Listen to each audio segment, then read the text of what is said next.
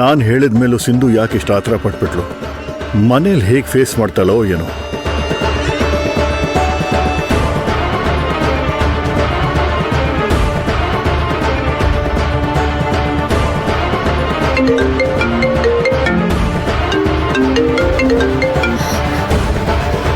Hello dad. Sindhu, ಯಾಕಮ್ಮ ಹೀಗೆ ಮಾಡಿದೆ? ನೀನು ಆತರ ಪಡಬಾರ್ದು ಅಂತ ನಾ ಹೇಳಿದ್ದೆ. ನೀವು ನನ್ನ ತಪ್ಪಾಗಿ ಅರ್ಥ ಮಾಡ್ಕೋತಿದ್ದೀರಾ. ನಿಮಗೆ ಹೇಗೆ ಅರ್ಥ ಮಾಡಿಸ್ಲಿ ನಾನು?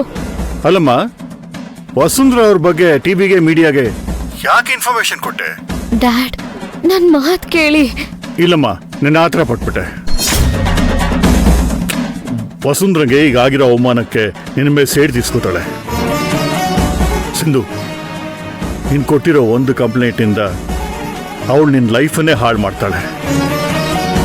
ಅಲ್ಲಮ್ಮ, ಅವಳ ಬಗ್ಗೆ ನಿಂಗೆ ಚೆನ್ನಾಗಿ ಗೊತ್ತಲ್ವಾ? ಅವಳ ಕೋಪದ ಬಗ್ಗೆ ಗೊತ್ತು. ಇದೆಲ್ಲ ನಿಂಗೆ ಯಾಕೆ ಅರ್ಥ ಆಗ್ತಿಲ್ಲ?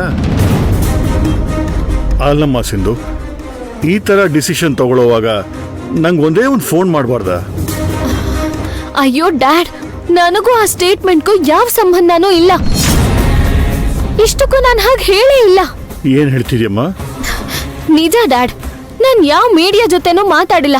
ಇದೆಲ್ಲ ಹೇಗಾಯ್ತು, ಯಾರು ಮಾಡಿದ್ರು ಒಂಚೂರು ಗೊತ್ತಾಗ್ತಾ ಇಲ್ಲ. ಸಿಂಧು,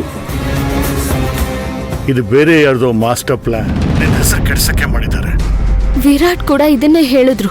ಸಿಂಧು, ನೀನು ಯೋಚನೆ ಮಾಡಬೇಡಮ್ಮ, ನಾನಿದ್ದೀನಿ. Your dad is always there.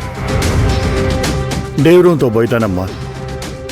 ಯಾರು ಏನೇ ಆಟ ಆಡಿದ್ರು ಅದು ತುಂಬ ದಿನ ನಡೆಯಲ್ಲ.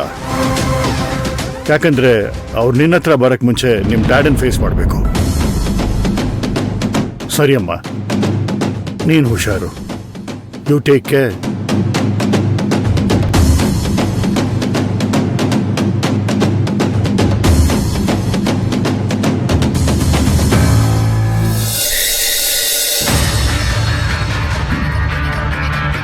Dad, success.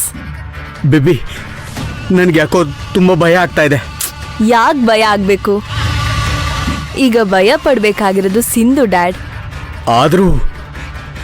ಆದ್ರೂ ಹೋದ್ರೂ ಏನೂ ಇಲ್ಲ ಡ್ಯಾಡ್.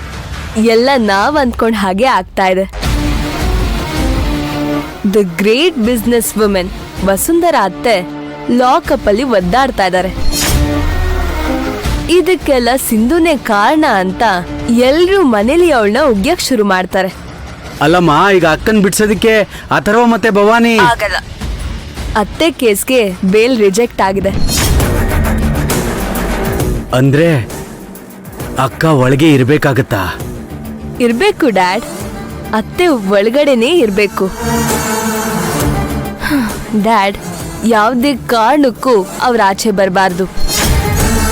ಅವ್ರ ಜೈಲಲ್ಲಿರೋ ಪ್ರತಿ ಕ್ಷಣನೂ ಸಿಂಧು ಮೇಲಿರೋ ದ್ವೇಷ, ಕೋಪ ಅತ್ತೆಗೆ ಜಾಸ್ತಿ ಆಗ್ತಾನೆ ಹೋಗ್ಬೇಕು. ಬೇಬಿ, ನಿನಗೆ ಅಕ್ಕನ ಬಗ್ಗೆ ಗೊತ್ತಿಲ್ಲ. ಅಕ್ಕನ್ಗಿರೋ ಇನ್ಫ್ಲೂಯೆನ್ಸ್ಗೆ ಅವಳು ಹೇಗಾದ್ರೂ ಮಾಡಿ ಈಚೆ ಬಂದೇ ಬರ್ತಾಳೆ. ನೀವ್ ಹೇಳ್ದ ಹಾಗೆ ಆದ್ರೂ ಮೊದ್ಲು ಅತ್ತೆ ಮಾಡೋ ಕೆಲ್ಸಾನೇ ಸಿಂಧುನ ಮನೆಯಿಂದ ಹೊರಗೆ ಹಾಕೋದು. ಅದ್ ಸರಿ ಬೇಬಿ, ಇದೆಲ್ಲ ನಾವೇ ಮಾಡಿದ್ದು ಅಂತ ಅಕ್ಕನ್ಗೇನಾದ್ರೂ ಗೊತ್ತಾದ್ರೆ ನಮ್ಮ ಜೀವಂತವಾಗಿ ಬಿಡಲ್ಲ. ನಮ್ ಕತೆನೇ ಮುಗಿಸ್ಬಿಡ್ತಾಳೆ. ಕಾಮ್ ಡೌನ್ ಡ್ಯಾಡ್, ನೀವು ಜಾಸ್ತಿ ತಲೆ ಕೆಡ್ಸ್ಕೋಬೇಡಿ. ಯಾವುದೇ ಕಾರಣಕ್ಕೂ ನಾವೀ ಕೆಲಸ ಮಾಡ್ತಾ ಇದೀವಿ ಅನ್ನೋದು ಅತ್ತೆಗೆ ಯಾವುದೇ ಕಾರಣಕ್ಕೂ ಗೊತ್ತಾಗಲ್ಲ. ಹಾಗೆ ಎಲ್ಲ ಎವಿಡೆನ್ಸ್ನು ಕ್ಲಿಯರ್ ಮಾಡಿದ್ದೀನಿ. ಏನಮ್ಮ, ನಿನ್ ಧೈರ್ಯದ ಮೇಲೆ ನಾನು ಇದೀನಷ್ಟೇ. ನೋಡಿ ಡ್ಯಾಡ್, ನೀವು ಯಾವುದೇ ಕಾರಣಕ್ಕೂ ಗಾಬರಿ ಆಗಬೇಡಿ. ಎಲ್ಲಾನು ನಾನು ನೋಡ್ಕೋತೀನಿ. Take care. ಸರಿ ಬೇಬಿ.